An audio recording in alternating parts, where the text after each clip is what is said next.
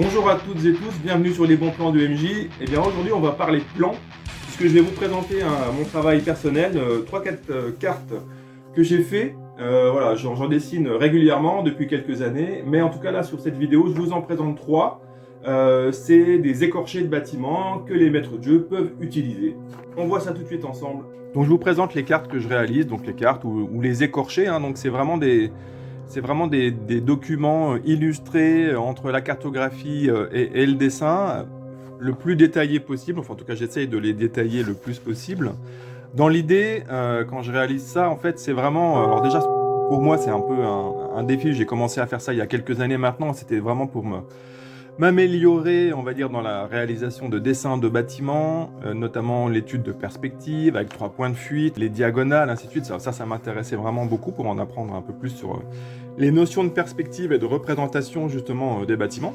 C'est vraiment des plans pour le maître de jeu à la base, dans le sens où ça lui permet d'avoir une base pour décrire vraiment de façon le plus détaillée possible les endroits dans lesquels les personnages vont se retrouver. Donc là, je vous en présente quelques-unes. Hein. Ces cartes sont sur ma page Patreon, hein. Vous pouvez les trouver facilement. Donc là, par exemple, sur celle-ci, c'est un quartier de voleurs, voilà, donc qui est il y a un ensemble de maisons et puis on voit les souterrains par lesquels justement les voleurs peuvent traverser, voilà, d'une maison à une autre. Ils ont des possibilités d'accéder au toit. Donc voilà.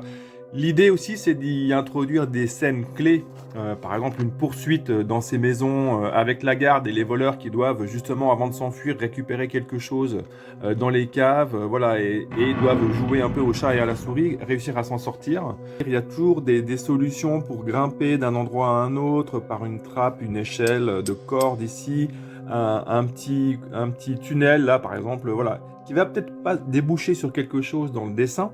L'idée aussi, c'est de laisser libre le maître de jeu, de lui donner des pistes, de lui donner des informations qu'il va pouvoir exploiter dans son scénario. Et puis du coup, il peut même s'amuser, le maître de jeu, à relier les cartes entre elles dans l'ordre qu'il veut, dans la façon dont il a envie de produire son aventure. Donc là, par exemple, on peut très bien imaginer que les personnages réussissent à sortir et à s'enfuir par ici. Donc là, c'est une espèce de dédale qui va rejoindre peut-être un égout de la ville ou quelque chose de souterrain. Et puis pourquoi pas, il peut faire courir ses persos jusqu'à une ancienne forteresse dans la ville, dans un quartier un peu abandonné. Et puis là, on voit qu'ici, il y a une trappe qui peut s'ouvrir. Et donc, du coup, les personnages peuvent arriver par là, par exemple. Peut-être que les gardes arrivent, eux, par l'entrée principale, abandonnée aussi. On voit encore les restes de la porte datant d'une époque révolue. L'ensemble intérieur est assez détaillé avec des chaînes sur les murs, des anciennes torches, de vieilles armes, ainsi de suite. On voit les escaliers qui permettent de grimper d'étage à étage. Donc, ça détaille pas forcément tout le bâtiment, du coup, même si pour certains, je fais aussi, pour certains de ces plans, je fais aussi justement des cartes plus classiques dans le sens où ça va être les plans vus d'en haut, où là on a l'ensemble assez détaillé aussi pour s'y retrouver, et puis avec un petit quadrillage qui permet de se dire que on peut mesurer les distances si on a besoin.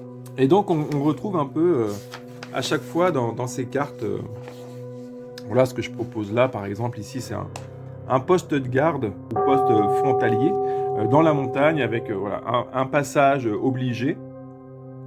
Donc on est obligé peut-être de payer quelque chose pour pouvoir passer par là, ou en tout cas de laisser son nom, mais c'est aussi une halte. Voilà, si jamais on veut se reposer un peu avant de partir sur les terres inconnues qui se trouvent plus loin, bah, on peut peut-être un peu se reposer. On voit aussi qu'il y a des possibilités de passer d'une pièce à l'autre. Donc par exemple ici par la pièce du sous-sol, on peut grimper par l'échelle, passer par la trappe, continuer son aventure. Donc tout ça c'est pour...